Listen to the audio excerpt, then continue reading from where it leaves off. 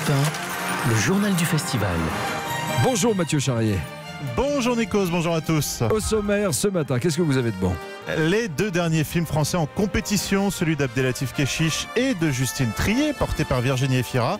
Nous entendrons aussi Thierry Frémaux pour un premier bilan de ce festival, il faut le dire très réussi. Et puis les indiscrétions, je vous parlerai du prochain film de Valérie Bonneton. Bonjour, je m'appelle Sybille. J'ai quitté la plupart de mes patients là.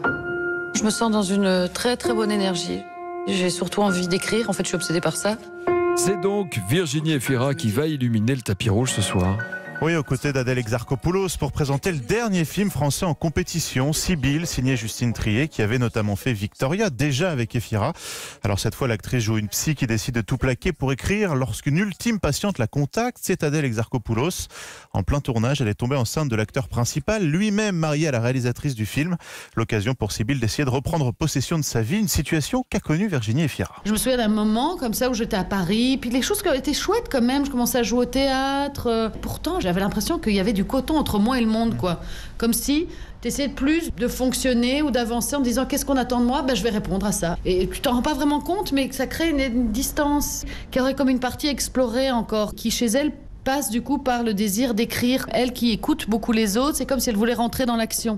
Voilà, Sybille franchement réussi qui clôture ce soir les projections des 5 films français en compétition à Cannes et qui sort également aujourd'hui dans les salles. Et hier soir, c'est Abdelatif Kechiche qui était de retour sur la croisette 6 ans après sa Palme d'Or pour La vie d'Adèle. Oui, il présentait Make to My Love Intermezzo, suite de Canto Uno, sorti l'année dernière, dans lesquels il explore les désirs de la jeunesse en été à 7.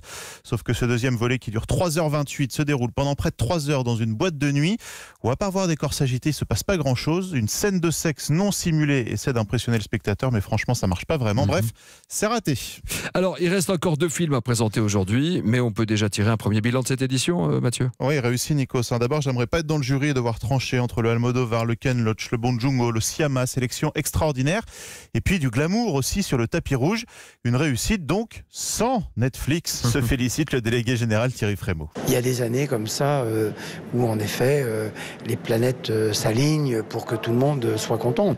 Mais l'évolution que le festival prend cette année, dans les convictions qu'il affiche en matière d'exploitation des films dans les salles, ça ce sont des convictions qui je crois sont comprises de plus en plus. En 2020 on fêtera les 125 ans de la naissance du cinématographe Lumière, donc c'est quelque chose qui marche encore très très bien.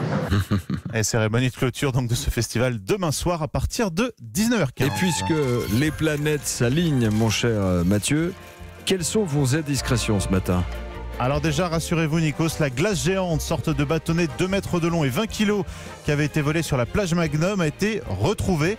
La croisette était très inquiète depuis qu'il a disparu dans la nuit de samedi à dimanche, visiblement emporté par des gens qui avaient un petit peu trop bu. Bon, et puis, il n'y a pas de gens sous à Cannes pendant le festival. Non, ça n'existe pas, jamais. Et puis Valérie Bonneton va tourner dans un premier film écrit par Samir Bouadi, chroniqueur et humoriste.